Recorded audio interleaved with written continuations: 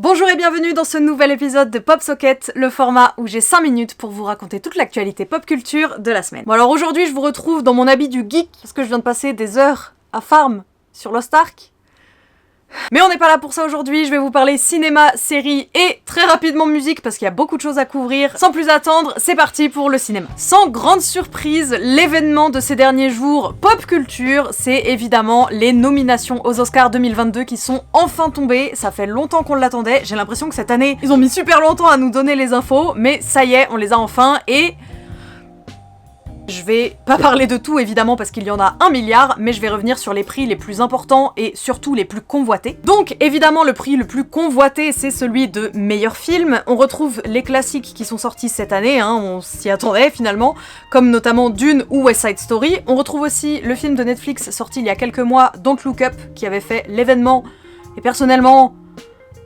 On trouve aussi des profils un petit peu moins attendus, comme celui de Belfast ou de Drive My Car. Côté meilleure actrice, on a un très beau panel dont je suis très contente cette année, avec Penelope Cruz notamment, ainsi que Jessica Chastain, qui est, je trouve, incroyable dans son film, et surtout celle qui va être, je pense, la favorite, Kristen Stewart pour le film Spencer. Pour ce qui est du prix du meilleur acteur, là aussi du beau monde, avec notamment Will Smith, Denzel Washington et... Andrew Garfield qui reçoit sa 2e nomination aux Oscars. Je ne suis pas biaisée sur cette chaîne, c'est faux. Alors évidemment, il y a une pléiade de prix qui seront remis, puisqu'évidemment, c'est une soirée qui dure au moins 3 heures, donc je vais pas passer par tous, mais celui que j'aimerais noter en particulier, c'est pour la meilleure chanson originale. Cette année, une des chansons soumises à l'Académie est une chanson de Encanto, dont je ne vais pas vous donner le titre parce que mon espagnol est horrible. Cette chanson a été écrite par Lin-Manuel Miranda, c'est pas la première fois que vous entendez ce nom sur cette chaîne, mais la raison pour laquelle je vous en parle aujourd'hui, en dehors de mon potentiel avis biaisé, c'est que si Lin-Manuel Miranda remporte ce prix, il remporte aussi à la maison le titre de EGOT, qui est le titre le plus convoité, celui-ci d'Hollywood. Évidemment, ce nom de EGOT n'est pas là par hasard, et il n'est pas donné non plus à n'importe qui, puisque ça veut dire Emmy, Grammy, Oscar et Tony, qui sont les 4 récompenses ultimes aux États-Unis dans tout ce qui est l'académie et le domaine artistique lié aux médias, si je peux dire ça comme ça. Puisque c'est respectivement la récompense ultime pour la télévision, pour la musique, pour le cinéma évidemment, et pour le théâtre. Actuellement, et peut-être seulement jusqu'au 27 mars, il n'y a que 16 personnes qui détiennent ce titre, et pour vous donner un petit peu une idée, il y a notamment Alan Menken, qui est le compositeur de petites choses comme Pocahontas, La Petite Sirène, Aladdin...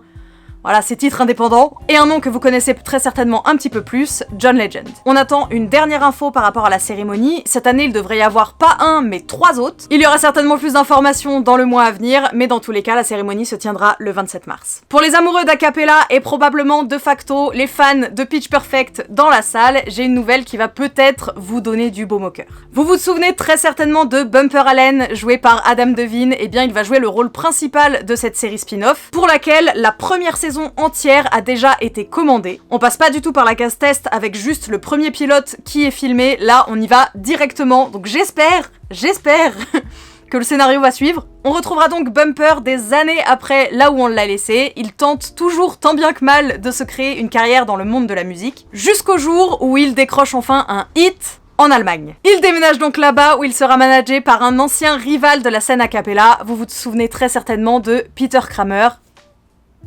C'est tout ce qu'on sait pour l'instant. On sait aussi que Elizabeth Banks a repris son rôle de productrice, donc ce sera très certainement dans la même veine que les premiers films. À voir ce que ça donne.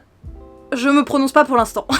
Après les super-héros de la musique, passons aux super-héros tout court. Comme vous le savez, tous les jours, une nouvelle news. Une nouvelle image teaser de Moon Knight est sortie. Alors je sais qu'en soi, c'est pas incroyable, mais en fait, je vous ai encore jamais parlé de Moon Knight ici, donc...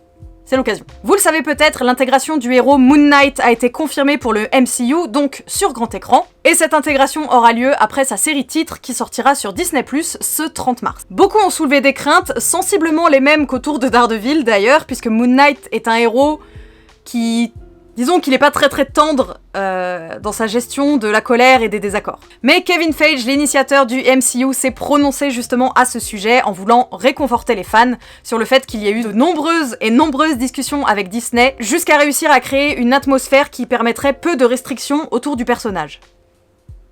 Prenez ça comme vous le souhaitez. Je vous rappelle pour la postérité que Moon Knight est joué par Oscar Isaac, qu'on adore, et personnellement, les faits sont là. Après Endgame, il faut trouver quelqu'un qui ait la carrure et la posture de remplacer les leaders qu'on a pu oublié sur un coin de la planète. Je pense qu'Oscar Isaac est un des meilleurs prétendants qu'on pourrait trouver en termes de capacité d'acting et d'épaule à gérer ce rôle de lead. Maintenant, effectivement, c'est compliqué de se positionner sur ça, sachant qu'on n'a pas encore eu de matériel. Donc, sous réserve de ce que donnera la série et de comment sera acceptée la série par les critiques et surtout le public, personnellement, j'ai envie d'y croire. Embrace the chaos. Je vous en parlais déjà il y a 1 an dans PopSocket. On a enfin, je pense, plus ou moins toutes les informations qu'on aura avant le début de la diffusion de la série Obi-Wan Kenobi, la série événement sur vous savez qui.